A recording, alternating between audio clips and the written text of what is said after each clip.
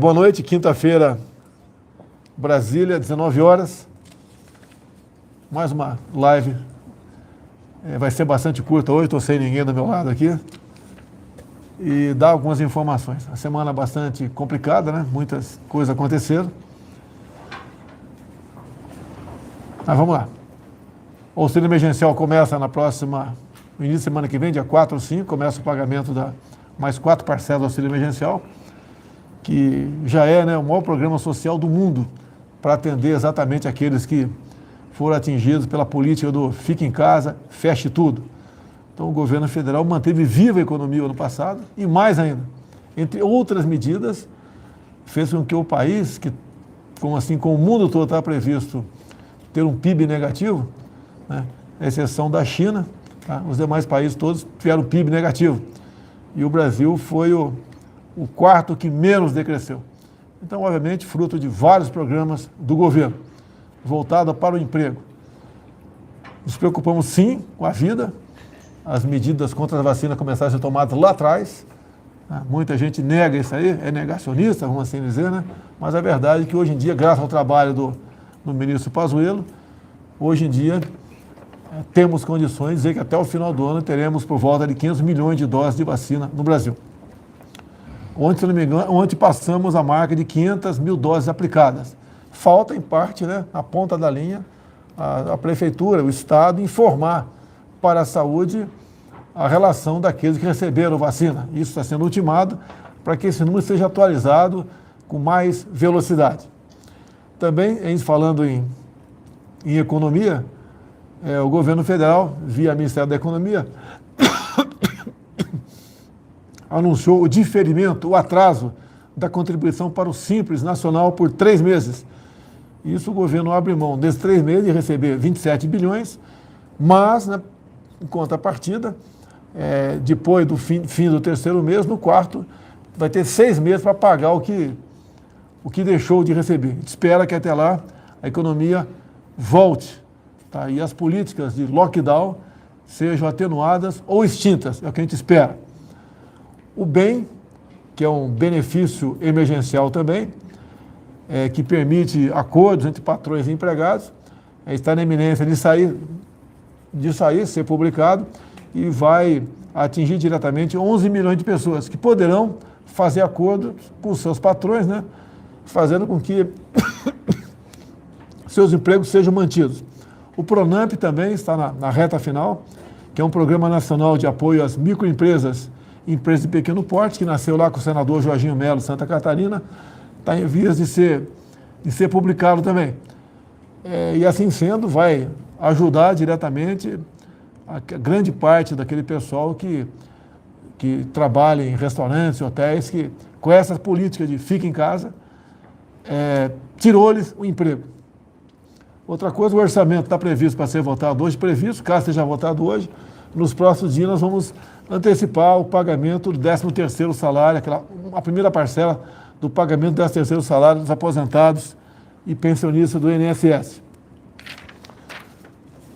A imprensa publicou hoje, né? Até fiquei muito surpreso, uma fala da Angela Merkel falando sobre o cancelamento de um lockdown previsto para a Semana Santa. Isso mesmo? E ali, tá, ela fez ali uma meia-culpa, tá, e falou que foi um erro. Quem falou foi ela, isso eu estou lendo que está nos jornais, que já tem um jornal aí, como eu falei isso ontem no cercadinho aqui, que eu estaria mentindo. Então, se eu estou mentindo é porque eu estou lendo todos os jornais, né? Os jornais erram, e muito, né? Mas aqui, nesse caso, nós conferimos aqui com o tradutor, né? Realmente, ela falou tudo isso aqui. E alguns jornais disseram que ela teve 4 minutos de história, né? Cada jornal fez uma referência a ela sobre esse meia-culpa dela, esse cancelamento do lockdown por ocasião da Semana Santa. E diz, entre aspas, aqui Angela Merkel, né, peço perdão a todos os cidadãos e a todos os habitantes da cidade. Outro jornal escreveu que esse gesto demonstra a capacidade de uma autorreflexão, que gostaríamos de ver também em outros políticos do mundo, com uma exceção pelo menos, né? Uma exceção pelo menos. Diz também aqui que o lockdown causou danos irreversíveis à sociedade. Chegou a hora de falarmos em indenizações. A pessoa, se isso vem para o Brasil, vamos lá. O governo continua trabalhando. Né?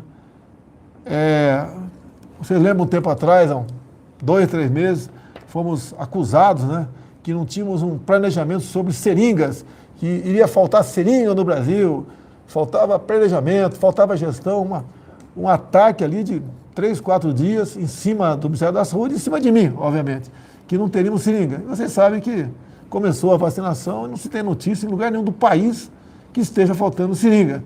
Senão o governo se preparou e a imprensa resolveu, né, desgastar a gente, mentindo, sim, quase que de maneira unânime, no tocante à questão de seringas. A mesma coisa agora, a questão de kit de intubação. Tomamos providências, fizemos contato com várias empresas, entre a Cristália, a Eurofarma, a União Química, para buscar aí o material, então, usado, os insumos, né, para fazer a intubação. A gente espera, obviamente, que seja suficiente. Espera que seja suficiente. É uma corrida muito grande, além daquela que já não era mais esperada, né?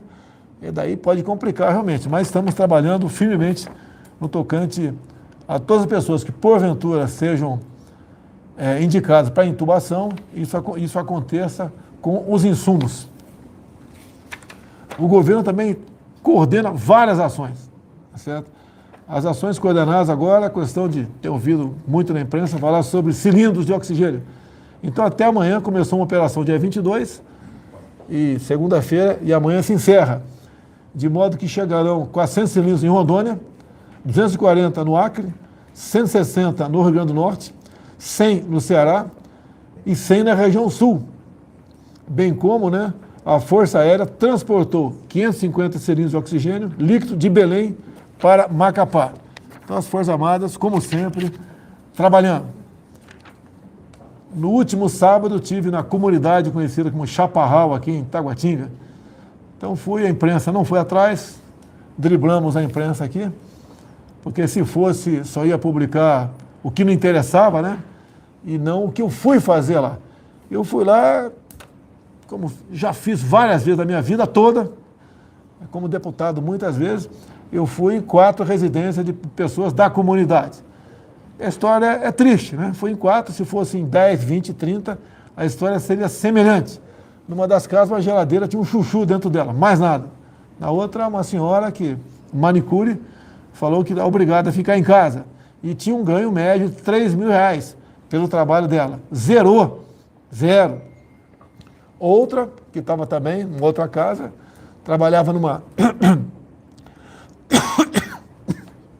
numa franquia, juntamente mais 9 pessoas perderam o emprego. Então, as pessoas estão numa situação bastante complicada. Tá? A alimentação praticamente acabou. Isso se reflete em muita comunidade, onde vive muita gente da informalidade. E a informalidade foi aquela mais atingida com a política do fica em casa, a economia a gente vê depois. Vimos na televisão um apelo do prefeito de Aparecida, que a cidade, em grande parte, a sua economia vem dos fiéis que visitam lá a igreja lá, a Basílica, e isso aí praticamente zerou essa atividade lá. Então, ouvimos o prefeito falando que a cidade, além daquele pessoal mais humilde, né, a pessoal classe média também, que tinha comércio, etc., que a ordem de fechar vinha do governador e não do prefeito, acabou, então, muita gente jogado quase que a miséria lá. Bem, esse assunto chegou ao conhecimento do coronel da Polícia Militar, Melo Araújo, que atualmente é o presidente lá da CEAGESP em São Paulo, você deve conhecer, né? Colocamos lá. É um coronel que recém comandou a rota em São Paulo, e a CEAGESP precisava de alguém de pulso lá dentro para realmente combater primeiramente os ilícitos. Ele fez rapidamente, poucos dias resolveu isso, e ele se revelou um bom gestor também, vai continuar lá enquanto for presidente da República, e teve mais uma iniciativa, né? Quase que diariamente tem distribuição de alimentos na CEAGESP. Mais uma iniciativa dele, juntamente com os conveniados, eu não sei o certo aqui, mas em torno de 70 toneladas de alimentos, foi recolhido e o comboio partiu essa madrugada para Aparecida. Então, entre hoje e amanhã, haverá distribuição de cesta básica, hortifruti, né, uma série de alimentos mais variados possíveis para a população de Guaratinguetá. Então, eu agradeço muito. Guaratinguetá não, Aparecida. Agradeço o Coronel Melaújo, o pessoal da CEAGESP, né? Caminhões do Exército Brasileiro também foram utilizados para esse deslocamento. Agora, a economia, se parar, pessoal, se a política de feche tudo, né, de forma radical, continuar, a gente não sabe onde vai parar o nosso Brasil aí. Então, na favela Chaparral, na comunidade Chaparral, vimos os problemas lá. E eu gostaria que governadores, prefeitos, né, alguns devem fazer, com toda certeza, mas que a grande parte, a maioria, fosse visitar essas pessoas para ver como eles estão vivendo. Que nós aqui, eu, por exemplo, são casos diferentes, o presidente da República é diferente, tá? Mas um servidor público que trabalha na prefeitura, no Estado, ou aqui no Executivo, aí ficar em casa com salário pingando todo mês, não tem problema nenhum. Agora, se fosse ficar em casa sem salário, daí, obviamente, essas pessoas, esses chefes executivos, seriam pressionados pelos respectivos servidores. E, com toda certeza, a medida seria diferente. Deixo bem claro, nós queremos combater o vírus. Lá atrás, quando tínhamos ainda o Mandetta, Comitê da Saúde, o protocolo dele era o seguinte: fique em casa, quando sentir falta de ar, vá para o hospital. E eu questionei na época ele, né? Vai para o hospital para fazer o quê? Que eu não sabia. Para ser entubado. Tá? Então, essa política, no meu entender, não é certa. O que deve acontecer, no primeiro momento, quem sentir qualquer sintoma que possa ser Covid, procure a unidade básica de saúde, um hospital e converse com o seu médico para ver o que ele vai receitar para você. Não tem um medicamento certo para isso ainda, de forma clara, né? Não existe medicamento para isso, mas o médico tem alternativas e pode salvar a sua vida com essa alternativa. Então, o atendimento imediato é bem-vindo e necessário. Se eu, porventura, for reinfectado, eu já tenho o meu médico aqui, já sei o que ele vai receitar para mim, tá? O que me salvou lá atrás. Uma coisa importante também tratada no dia de hoje, tá? Juntamente com a Caixa Confederal, na pessoa do presidente Pedro Guimarães, né? É uma sugestão que veio do ex-deputado federal Toninho Pinheiro e do seu filho Pinheirinho, de Minas Gerais. Nós levamos esse pleito aqui há 2 semanas para o presidente da Caixa e ele tomou uma decisão que realmente beneficia a Santa Casa. Primeiro, diminuiu os juros de quem tem empréstimo junto à Caixa Confederal e também criou uma nova linha de crédito com carência de 6 meses com juros bastante baixos, né? E esses bilhões que estão à disposição, caso a Santa Casa assim o deseje, né, porque é um endividamento, está à disposição das mesmas para que ela possa aí ter mais meios para melhor atender a população. Mas ainda, como sempre, foram autorizados mais 685 leitos de UTI para 11 estados e Distrito Federal. Então, quando o governador precisa, o prefeito requisita e a saúde aí faz o pagamento. É isso mesmo?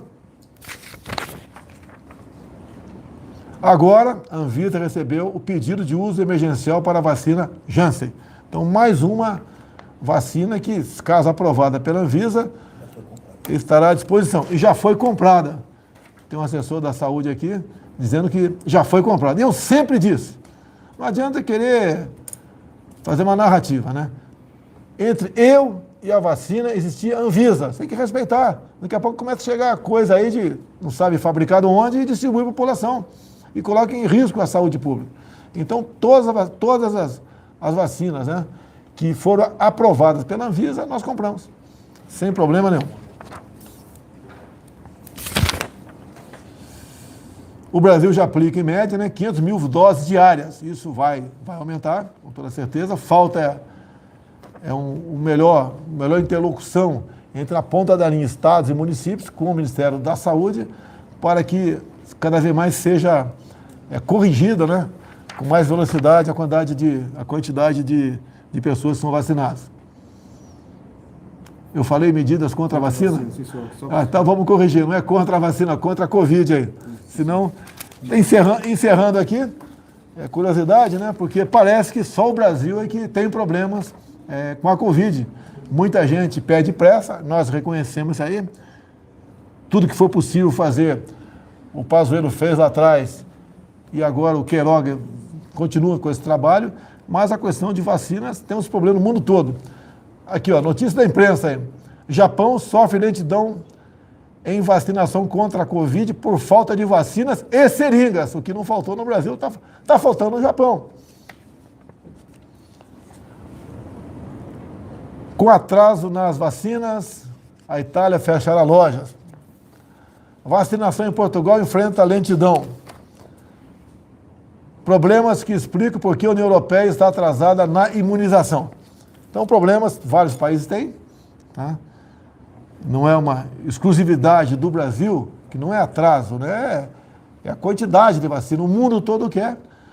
Alguns acham que comprar vacina é pegar um avião aqui, lá fora e botar para dentro e trazer para cá. Não é assim, não tem vacina dessa forma disponível no mercado. Isso vem de projetos, de acordos que fizemos lá atrás, e estão chegando aqui agora. Estamos fabricando no Brasil, se não me engano, 5 milhões por semana de doses, né? Não, mais. São... Quantos por semana? Não, mas 5 milhões, um pouco mais de 5 milhões, só lá na Fiocruz. E Butantan, mais 5 também Butantan. Então vai chegar a 10 milhões por semana, aproximadamente 10 milhões de doses por semana. E daqui a 3 meses, aproximadamente, o Brasil deve começar a fabricar a vacina do Brasil. A fabricar desde o início dela, né? O IFA, tudo dela. Isso é fruto de uma medida provisória de 2 bilhões de reais, que foi assinada por mim em setembro do ano passado. Então, em setembro do ano passado, né, Pazuello já era ministro? Já.